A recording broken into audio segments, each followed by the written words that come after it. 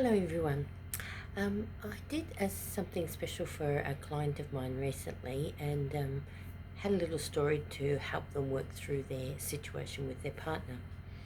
And then they were telling someone else anyway. It went for a few people and I got asked to retell it on Facebook or here on my channel. So I thought I'd try and do it as a little um, just a little model, a little story. And the person in question was needing some support with their partner. That they had one view, the partner had another, and that's just life. That's just marriage and relationships. But in light of what's going on in the world at the moment, the discussions, if you like, were around the V and the V, and so it got very heated. There was lots of other things, and I was bringing them back to a place of respect and care for each other and listening. But one partner couldn't understand the other's point of view and said that we should just drop it and forget it. But one person was very concerned with the well-being of the other person, and of course, so the little analogy that I was using was to help them just both understand. So it was that if a person A was in the home of person B, and person A thought they saw a snake going into person B's child's bedroom, and so they discussed that and said, goodness gracious, a snake's just gone into the bedroom. I'm sure I saw a snake. Now, person B then can have a myriad of different responses. They could trust person A implicitly and so then take action on there being a snake. They could go and take a stick or a broom in and shuffle all around and see if they could find the snake. They could call a snake catcher. They could do different things. If the person B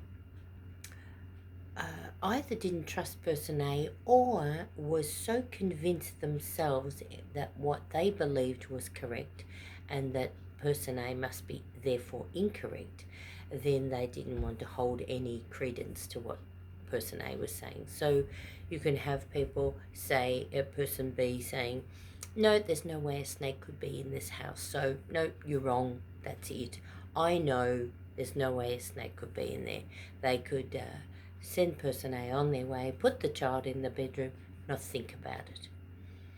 Or they could take that decision, but during the night on reflection, they could be very, very worried that maybe there was a snake and it could be attacking their child.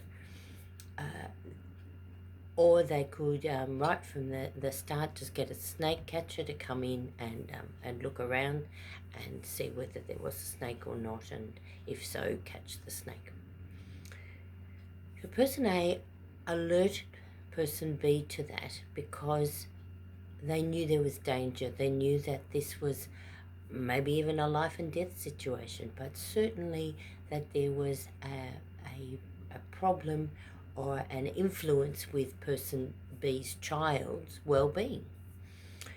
And so in the situation, the client I was talking to, she was very concerned that this, to do with the V and the V, could have a hugely detrimental effect on the health and well-being of person B. Not person B, of her husband. And her husband said, ridiculous, no, I don't want to know about it. Both of them had anger happening, all sorts of different reactions. Underlying both, certainly underlying the person A, was a deep, deep fear that their husband could be hurt. Just like in person A, had a deep fear that the child to do with person B could have been hurt if what they saw and they believed they saw and they felt the truth of what they saw was that there was a snake. So in light of what's going on in the world at the moment, there are so many differing views. But the differing views aren't just, well, is this red or is this white? Um, should we like chocolate or should we have cake? These are really deeply, deeply significant issues. They are issues that one person could feel certainly affects the well-being, the health. For some people, it is a concern of a life and death situation. So there is a lot of emotion going on. A lot of people who are seeming like they're getting extremely angry over nothing, but it may be that they are so fearful, so worried. And of course, fear is usually at the base of all the other emotions, deep-seated emotions. So anger and rage, usually underneath that can be fear. So someone can be angry at someone for having a particular view, and under that is a fear that, what if that view is correct? I don't want to know that. Or it could be a fear that something simple like they don't want to be wrong. Lots of different things. But in the climate today, it is a very significant well-being and health issue. So there is a lot of fear, a lot of strong emotion. And I use that analogy just to get the couple to sit and look at, to get to help one person look at the other person, why they would be saying this, that, or the other. And it was that this person, if they believed there was a snake, would be deeply concerned. The other person could be deeply concerned or not. So it wasn't that you had to get person B, like in the analogy, to agree with person A, but to keep the peace and to have a conversation. And if person A was very, very deeply distressed and concerned about the health of the other, then it was to just look, okay, let's look at going into the room and looking for the snake together, or getting a snake catcher. Or in the other situation of the couple, it was to look at each other's point of view. Well, if you feel this, maybe I could do a little bit of research myself to see this. Maybe you could do a little bit of research or listening to what I hear and what my views are and where I'm getting my information from. And so it's about giving each other some leeway, listening to each other, not just criticizing straight off because it's something that could be fearful for you. And there's a lot of fearful things happening on our earth at the moment. So it's just about, if you can, if it's a significant relationship and you want to work it out clearly, then go ahead, do that.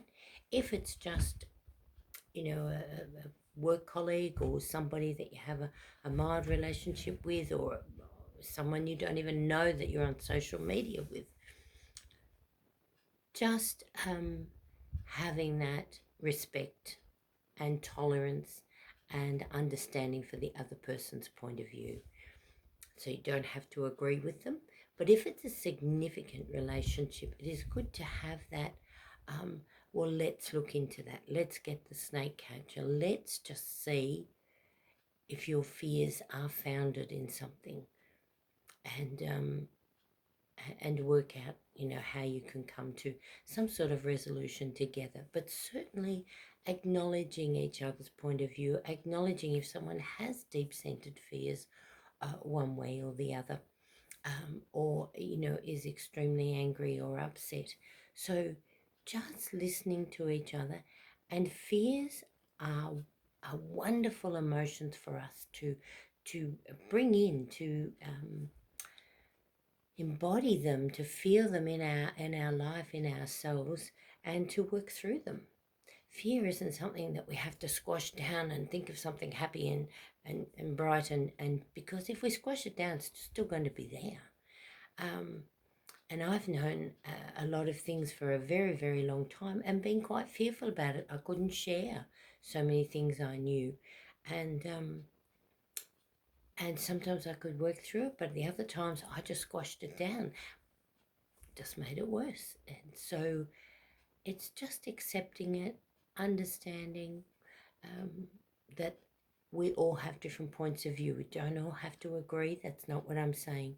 But especially when it concerns health and well-being, just take a little time to listen to each other, to accept each other, and to not be so critical and harsh.